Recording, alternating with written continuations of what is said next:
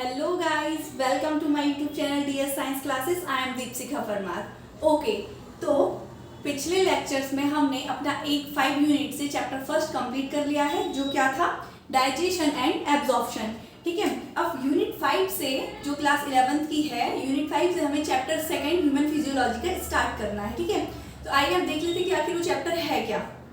ठीक है, ये किस चैप्टर में, यूनिट 5 के अंदर चैप्टर सेकेंड है हमारा breathing and exchange of gases.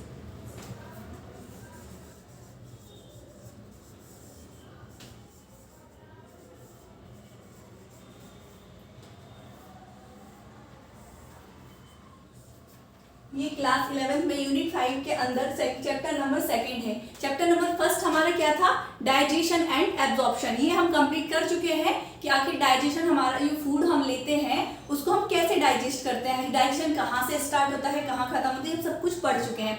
और अगर जिसने नहीं देखा है तो पिछले लेक्चर में जाके उसको लगा लीजिए। ठीक है, अब आइए देखिए हम चैप्टर सेकेंड पढ़ेंगे। चैप्टर सेकेंड का नाम है breathing and exchange of gases. ठीक है, तो ब्रीथिंग, जैसा कि नाम से क्लियर है, ब्रीथिंग का मतलब क्या होता है, ऑक्सीजन को लंग्स तक ले जाना एंड CO2 को रिलीज करना, छोड़ना इसे। ठीक है, तो ये होता है ब्रीथिंग का एक्चुअल मीन समझ में आया आपको क्या होता है। ऑक्सीजन को हम लेके जाएंगे लंग्स तक एंड उसके बाद हम CO2 को रिलीज करेंगे एनवायरमेंट में। ये प्रोसेस होती है हमारी ब्रीथिंग। ठीक है, अब ये ब्रीथिंग आखिर होती कैसे है, ठीक है, उसके लिए हमें थोड़ा सा इसका स्ट्रक्चर देखना पड़ेगा इससे हटके। तो आइए हम देख लेते हैं। अच्छा, पिछली क्लास में हम ये चीज देख चुके हैं, जो ह्यूमन बॉडी होती है वो किससे मिलकर बनी होती है, सेल से। किससे, सेल से। Cell is a structural and functional unit of body. ठीक है, ये हम कई बार बात कर चुके हैं। तो आइए इस सेल से मिलकर क्या बना, टिश्यू से ग्रुप ऑफ टिश्यू क्या कहलाता है, ऑर्गन से मिलकर सिस्टम, और ऑर्गन सिस्टम से मिलकर पूरा individual, it means human body बन गई। ठीक है, बॉडी बन गई। तो आइए हम देख लेते हैं बॉडी में ब्रीथिंग कौन से पार्ट या कौन से सिस्टम या कौन से ऑर्गन सिस्टम से होता है। ठीक है, तो आइए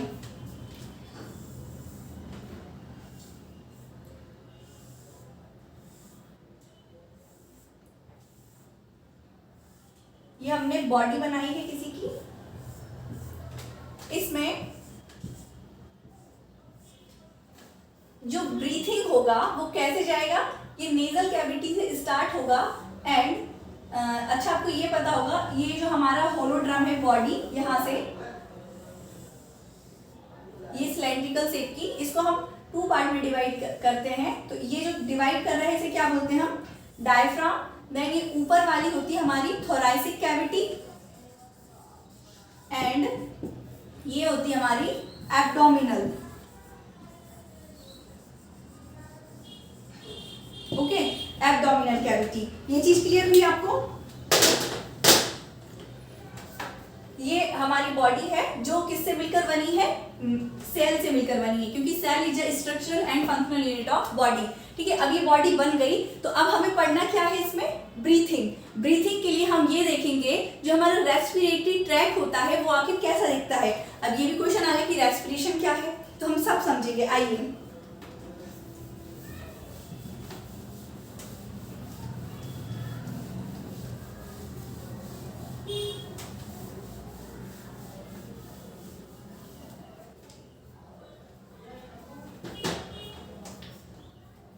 देखिए क्या होता है, ये अगर हमारी सेल है, हमारी बॉडी सेल से मिलकर बनी है, तो हम बॉडी बना लेते हैं। अच्छा, ये हमारी सेल है मान लीजिए, जिससे मिलकर क्या बनी है, बॉडी बनी है।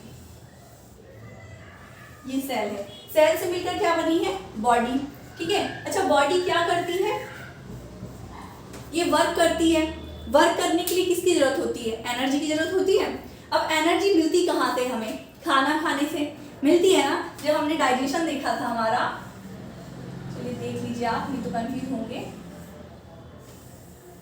ये हमारी बक्कल कैविटी है एंड ये एक्सटर्नल नोस्ट्रिल है। यहाँ से हमारी नेजल कैविटी स्टार्ट होती है एंड यहाँ से बक्कल कैविटी, ये सेम ट्रैक, और यहाँ से 2 पार्ट में डिवाइड होता है। पीछे वाला जो होता है हमारा एसोफेगस, ये स्टमक एंड यहाँ से स्मॉल इंटेस्टाइन। ठीक है, तो क्या होता है जब हम खाना खाते हैं तो बक्कल कैविटी से जो फूड होता है उसकी स्टार्टिंग हो जाती है डाइजेशन की, ब्रेक फिजिकली ब्रेक होने लगता है। देन उसके बाद ये पूरी एलिमेंट्री कैनाल में जाता है और हर तरह के यहाँ पर क्या मिलेंगे, अलग अलग ऑर्गन्स के हिसाब से यहाँ पर मिलेंगे उसके एंजाइम्स। ठीक है, एंजाइम्स का होगा सिक्रीशन, एंजाइम्स के सिक्रीशन से ये फूड होगा डाइजेस्ट, और डाइजेस्ट मतलब बॉडी को क्या मिलेगी, एनर्जी। जब ये फूड अंदर पहुंचेगा तो ब्लड वेसल के थ्रू ये पूरी सेल्स तक डिस्ट्रीब्यूट होगा। ठीक है, ब्लड वेसल के थ्रू कहाँ होगा, सेल्स तक डिस्ट्रीब्यूट होगा। ठीक है, अब सेल तक डिस्ट्रीब्यूट होगा, क्यों होगा, अब जैसा कि हमने बोला कि हमें चलना है, फिरना है, बोलना है, सब करना है, तो उसके लिए हमें एनर्जी चाहिए। एनर्जी के लिए हम खाना खाते हैं, खाना खा लिया। ठीक है, खाना खाने के बाद जो एनर्जी बन रही है आखिर वो बन कैसे रही है। ठीक है, अब जैसे आपको बता दिया है हमने कि जो सेल्स होती है उनसे ही मिलकर बॉडी बनती है, मतलब एनर्जी किसको चाहिए, सेल को। सेल को एनर्जी मिलेगी तब तो बॉडी को एनर्जी देगा वो। ठीक है, तो आइए देखिए क्या होता है, ये हमारी सेल है, हम पानी तो सबसे ज्यादा पीते हैं तो इसके पास क्या होगा, वाटर तो होगा, प्लस जब हम खाना खाते हैं तो खाना खाते समय इनडायरेक्टली हम क्या ले रहे हैं, बताया था ये आपको हमने, ग्लूकोज। क्या ले रहे हैं हम इनडायरेक्टली, ग्लूकोज। ठीक है, तो ग्लूकोज लिया, ग्लूकोज यहाँ से डाइजेशन के थ्रू किसके पास गया, ब्लड वेसल में, एंड ब्लड वेसल के थ्रू कहाँ आ गया, सेल के अंदर। ठीक है, ये ग्लूकोज आ गया। देन जब आप ब्रीथिंग मतलब सांस ले रहे हैं, छोड़ रहे हैं, सांस मतलब क्या, इन्वायरमेंट में बहुत सारी गैसेज है लेकिन हमारे लंग्स किसको रिसीव कर रहे हैं, ऑक्सीजन को। किसको, ऑक्सीजन को, मतलब क्या यहाँ पर ऑक्सीजन भी पहुंच गई। तीन चीज पहुंच चुकी है सेल के अंदर, क्या, वाटर, ग्लूकोज एंड ऑक्सीजन। जब ये तीनों चीज मिली तो इनने एक रिएक्शन करी। ठीक है, देखिए यहाँ पर लिख रहे हैं रिएक्शन करी, जब ये तीनों चीज मिल गई तो इससे ही क्या बनी, हमारी एनर्जी। क्या बनी, एनर्जी प्लस कार्बन डाइऑक्साइड मतलब CO2 रिलीज होगी। ठीक है, ये चीज समझ आई। अब ये ATP क्या है, मैं तो एनर्जी बोल रही हूँ। देखिए बच्चों, जो हमारी एनर्जी होती है वो किसके फॉर्म में स्टोर होती है, बनती है ATP के फॉर्म में। ATP it means adenosine triphosphate.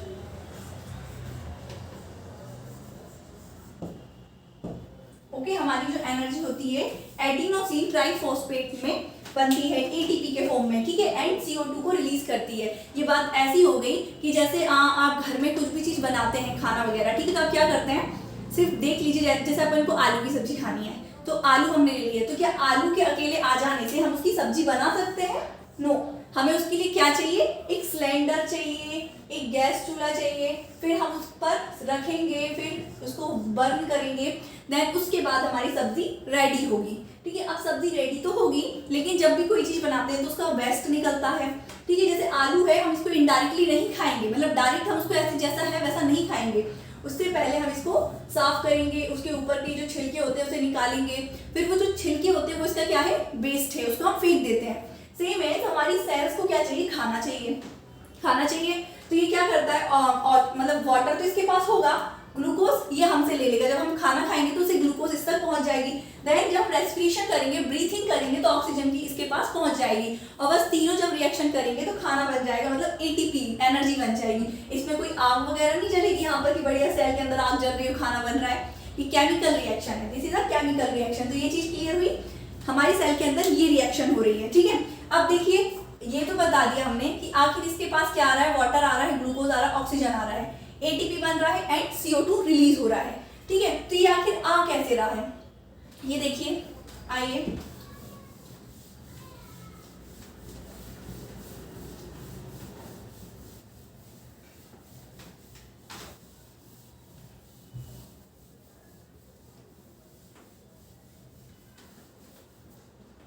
देखिए, सबसे पहले हम क्या बना लेंगे यहाँ पर, बॉडी।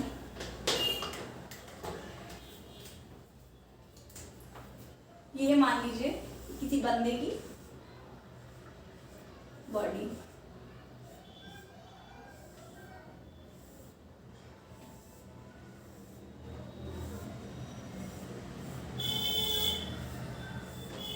ठीक है, ये हमारी क्या हुई, कैविटी, सिलोमी, एंड यहाँ से ये डायफ्राम, ये थोरैसिक कैविटी, ये एब्डोमिनल कैविटी, और यहाँ पर इस रीजन में क्या होगी हमारी पेल्विक कैविटी। ठीक है, ये तो बॉडी बन गई। अब जैसे कि आपको पता है बॉडी किससे मिलकर बनी है, बॉडी की स्ट्रक्चर यूनिट क्या है हमारी, सेल। ये सेल इतनी बड़ी बना रहे हैं लेकिन इतनी बड़ी होती नहीं है, क्या है, सेल है। ये सेल से मिलकर क्या बनी है, बॉडी। ठीक है, अब सेल से मिलकर बॉडी बनी है तो आपको पता है अकेली एक सेल तो बॉडी बनाएगी नहीं। ठीक है, सेल का जब ग्रुप बनेगा तो टिश्यू, एंड टिश्यू का group organ, organ system, then individual, it means human body. ठीक है, तो क्या एक ही ऑर्गन सिस्टम से मिलकर हमारी बॉडी बनेगी, नहीं।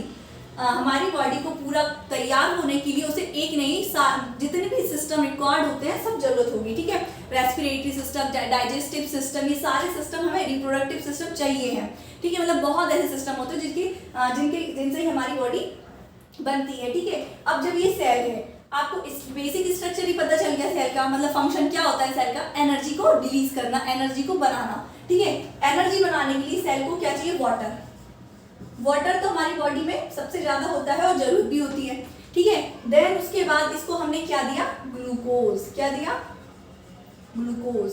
ठीक है, तो ग्लूकोज कैसे आया, ये क्या है, हमारे डाइजेस्टिव ट्रैक है। ये देखिए, ये डाइजेस्टिव ट्रैक है, ये हमारा स्टमक है, और यहाँ से हमारी स्मॉल इंटेस्टाइन स्टार्ट हो गई। तो क्या होता है, फूड हमारा यहाँ तक आता है एंड डाइजेस्ट होता है।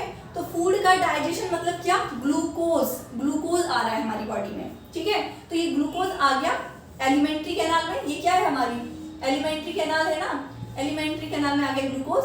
देन यहाँ पर पूरी क्या प्रेजेंट है, ब्लड वेसल्स। ब्लड वेसल्स के अंदर चला गया, एब्जॉर्ब हो गया ग्लूकोज। क्या हो गया, ग्लूकोज। ठीक है, अब कौन है जो चीजों को रिसीव करेगा, एक जगह से दूसरी जगह पहुंचाएगा, ब्लड। सर्कुलेटरी सिस्टम का नाम सुना है आपने, वो भी हम अच्छे से देखेंगे एक बार और कि सर्कुलेटरी सिस्टम क्या है। देखिए क्या होता है, ये हमारा हार्ट है, दिस इज अ हार्ट। ठीक है, हार्ट का मेन पार्ट क्या होता है, हमारा blood. Blood is a part of circulatory system. ठीक है, ये क्या करेगा, सर्कुलेट होगा यहाँ से ऐसे, और यहाँ पर क्या प्रेजेंट होंगे हमारे लंग्स।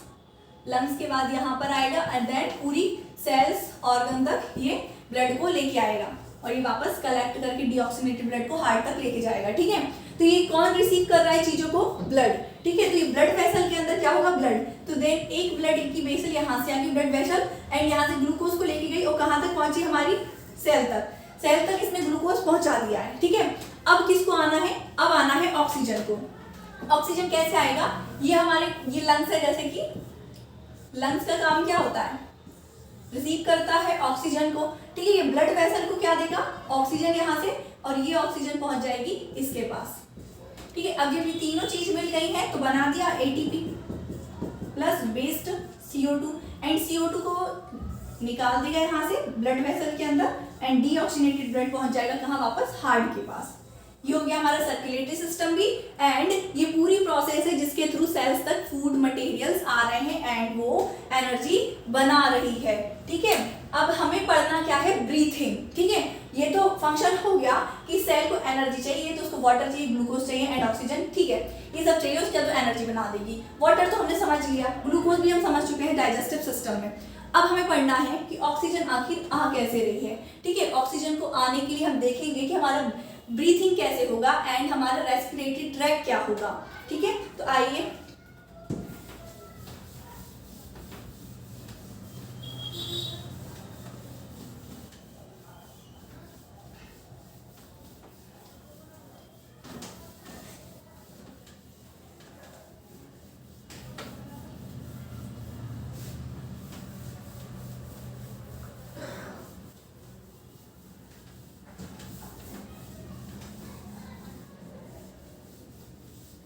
देखिए,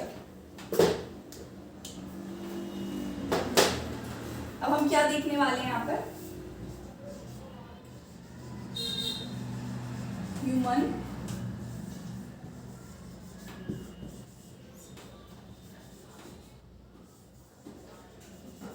रेस्पिरेटरी सिस्टम।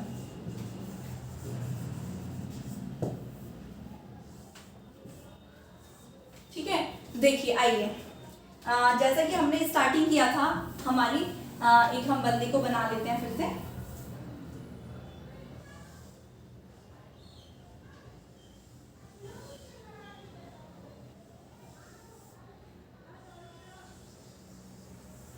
ठीक है।